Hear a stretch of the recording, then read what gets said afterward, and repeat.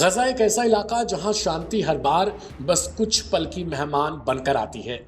शनिवार को इस युद्ध विराम पर फिर मिसाइलों का साया छा गया। इजरायली सेना ने दावा किया कि उसने मध्य गजा में एक बेहद सटीक हवाई हमला किया है। निशाने पर था इस्लामिक जिहाद का वह सदस्य जिसे इजराइल अपनी सेना पर एक बड़े हमले की साजिश करते हुए बता रहा है। चश्मदीदों ने आसमान से आती मौत को अपनी आंखों से देखा। एक कार पर ड्रोन से हमला हुआ और पलक झपकते ही वो कार आग की लपटों में समा गई। अब सवाल यह है कि युद्ध विराम जब लागू था तब यह हमला इस्राएल ने क्यों किया। इस्राएल की तरफ से जवाब दिया गया, हमारे सैनिकों पर आसन्न खतरा था, उसे रोकना जरूरी था। लेकिन इस तर्क से तनाव का ताप और बढ़ जाता है। वहीं दूसरी तरफ अमेरिका से भी अब बड़ा दबाव तैयार होने लगा। अमेरिकी राष्ट्रपति डोनाल्ड ट्रंप ने हमास को बेहद कड़े शब्दों में चेतावनी दी है।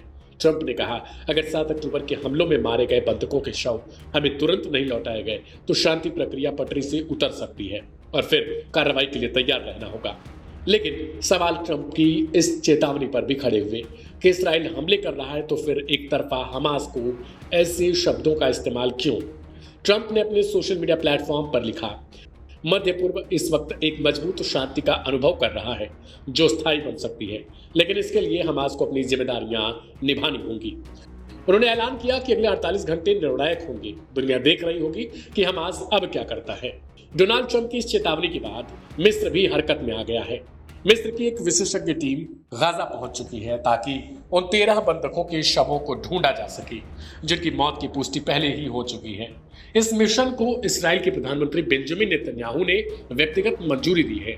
इस्राएल का कहना है इस टीम का काम सिर्फ शवों की पहचान और लोकेशन पता करना है, इससे ज्यादा कुछ नहीं। लेकिन असल मामला यहां पेचीदा हो जाता है। इस्राएली मीडिया की रिपोर्ट बताती है कि हमास जानबूझकर शवों को रोक कर रख रहा है। चैनल 12 की रिपोर्ट का दावा है कि कम से कम 10 शव ऐसे हैं जिन्हें हमास तुरंत लौटा सकता है, पर वो ऐसा नहीं कर रहा और यही कदम 9 अक्टूबर के युद्ध विराम समझौते का उल्लंघन माना जा रहा है।